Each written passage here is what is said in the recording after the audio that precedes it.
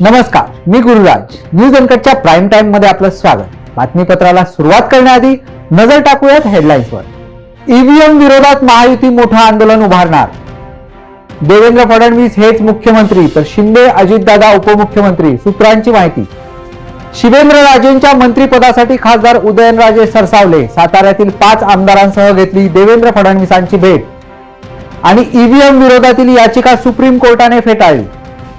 आता पाहूयात बातम्या विस्ताराने.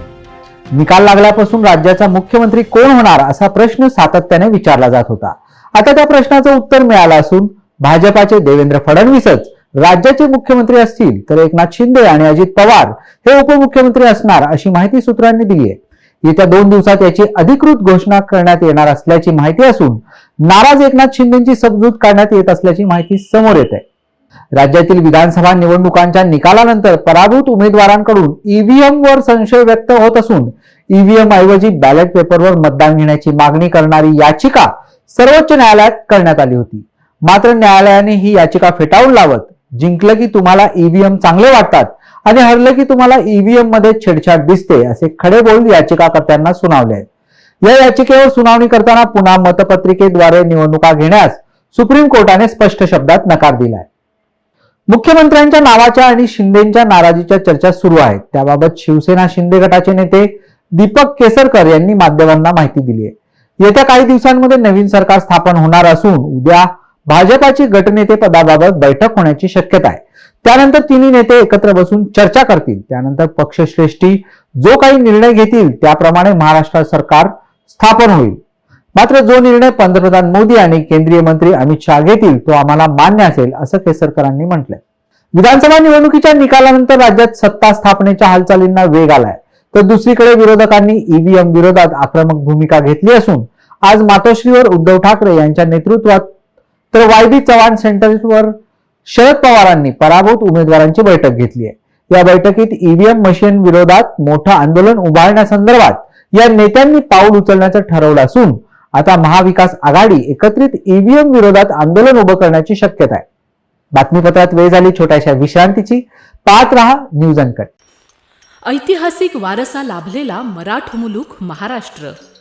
या महाराष्ट्राला विविध रंगी छटा आहेत. साहित्य, कला, पर्यटन, नृत्य, भाषा, संत परंपरा अशा विविधतेने तो नटलेला आहे. हीच गौरवशाली विविधता जपत सुवरंग मराठी केवळ महाराष्ट्राच्या सांस्कृतिक संहितेपुरते मर्यादित न राहता समकालीन नवकल्पनांवर आधारित कार्यक्रमांद्वारे मराठी मनोरंजन विश्वात स्वतःची एक अनोखी जागा निर्माण करत आहेत. मराठी मनोरंजन क्षेत्रातील उत्तम दिग्दर्शक, लेखक आणि निर्मात्यांच्या प्रतिभेचा पुरेपूर वापर करून मनोरंजनाचा आगळा वेगळा रंग उधळण्यास आम्ही सज्ज आहोत. स्वरंग मराठीचे उद्दिष्ट मराठी मनोरंजन क्षेत्रामध्ये मनोरंजनाची वहिवाट सोडून रूढीवादी पद्धती तोडून मनोरंजनाचा समृद्ध अनुभव प्रदान करून देण्याचा आहे. म्हणूनच यात विविध पद्धतीचे मनोरंजक आणि माहितीपूर्ण कार्यक्रम स्वरंग मराठीवर बघता येतील. शेवटी एकच, धकाधकीच्या जीवनात धांगडधिंगा करण्यापेक्षा बसूया, हसूया, गाऊया, जगूया. नाती गोती श्रावण मोती गावामधले जिवंत रंग. नाती गोती श्रावण मोती गावामधले जिवंत रंग. चला जोडूया, चला पाहूया, जशी संस्कृती तसा स्वरंग. विश्रांतीनंतर पाहूयात उर्वरित बातमीपत्र.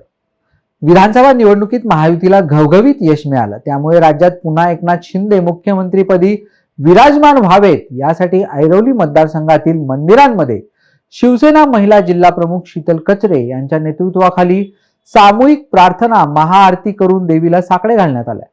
शिवेंद्रराजेंच्या मंत्रिपदासाठी खासदार उदयनराजे सरसावले असून त्यांनी साताऱ्यातील 5 आमदारांसह देवेंद्र फडणवीस यांची भेट घेतली आहे. आमदार महेश शिंदे, मनोज घोरपडे, अतुल भोसले आणि शिवेंद्रराजे भोसले यांच्यासह उदयनराजेंनी फडणवीसांची भेट घेऊन चर्चा केली आहे. या चर्चेदरम्यान शिवेंद्रराजेंना मंत्री करा अशी मागणी उदयनराजेंनी केल्याची माहिती सूत्रांकडून मिळते. धुळ्यातील शिरपूर विधानसभा मतदारसंघाचे आमदार काशीराम पावरा यांनी जवळपास 1,78,000 मतांचा लीड घेत पुन्हा एकदा मतदारसंघाचं प्रतिनिधित्व करण्याची संधी मिळवली आहे. यामध्ये उल्लेखनीय बाब म्हणजे महाराष्ट्रामध्ये विक्रमी मताधिक्य काशीराम पावरा यांना मिळाला असून त्यांच्या या विक्रमी मताधिक्याची सर्वत्र चर्चा सुरू आहे. सलग चौथ्यांदा काशीराम पावरा मोठ्या मताधिक्याने विजयी झाले असून शिरपूर तालुक्यातील योजना जनतेला मिळवून देण्यासाठी कटिबद्ध राहू यासाठी प्रयत्न करत राहणार असल्याचे पावरा यांनी म्हटलंय. बातमीपत्रात वेळ झाली छोट्याशा विश्रांतीची. पाहत रहा न्यूज अनकट. ऐतिहासिक वारसा लाभलेला मराठ मुलूक महाराष्ट्र. या महाराष्ट्राला विविध रंगी छटा आहेत. साहित्य, कला, पर्यटन, नृत्य, भाषा, संत परंपरा अशा विविधतेने तो नटलेला आहे. हीच गौरवशाली विविधता जपत सुवरंग मराठी केवळ महाराष्ट्राच्या सांस्कृतिक संहितेपुरते मर्यादित न राहता समकालीन नवकल्पनांवर आधारित कार्यक्रमांद्वारे मराठी मनोरंजन विश्वात स्वतःची एक अनोखी जागा निर्माण करत आहेत. मराठी मनोरंजन क्षेत्रातील उत्तम दिग्दर्शक, लेखक आणि निर्मात्यांच्या प्रतिभेचा पुरेपूर वापर करून मनोरंजनाचा आगळा वेगळा रंग उधळण्यास आम्ही सज्ज आहोत. स्वरंग मराठीचे उद्दिष्ट मराठी मनोरंजन क्षेत्रामध्ये मनोरंजनाची वहिवाट सोडून रूढीवादी पद्धती तोडून मनोरंजनाचा समृद्ध अनुभव प्रदान करून देण्याचा आहे. म्हणूनच यात विविध पद्धतीचे मनोरंजक आणि माहितीपूर्ण कार्यक्रम स्वरंग मराठीवर बघता येतील. शेवटी एकच, धकाधकीच्या जीवनात धांगडधिंगा करण्यापेक्षा बसूया, हसूया, गाऊया, जगूया. नाती गोती श्रावण मोती गावामधले जीवंत रंग. नाती गोती श्रावण मोती गावामधले जीवंत रंग. चला जोडूया, चला पाहूया, जशी संस्कृती तसा स्वरंग. विश्रांतीनंतर पाहूयात उर्वरित बातमीपत्र. नाशिकमधील नांदुरी ते सप्तशृंगी घाट रस्त्यावरील दरड प्रतिबंधक आवरणाच्या कामास सुरुवात झाली. गडावर जाण्यासाठी 10 किलोमीटर अंतरापैकी जवळपास 7 किलोमीटर अंतराच्या घाट रस्त्यावर संरक्षक जाळी बसवण्यासाठी तीर्थक्षेत्र विकास योजनेतून 35 कोटी रुपये मंजूर करण्यात आले.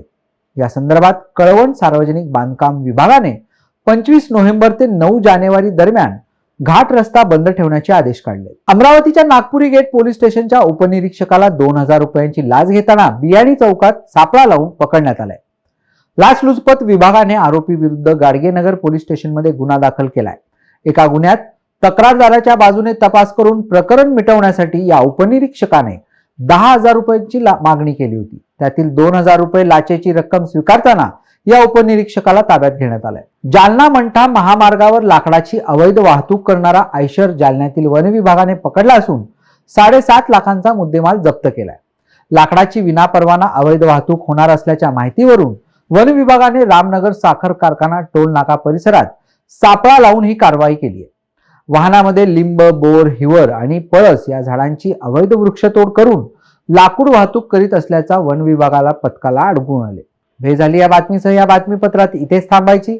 पाहत रहा न्यूज अनकट.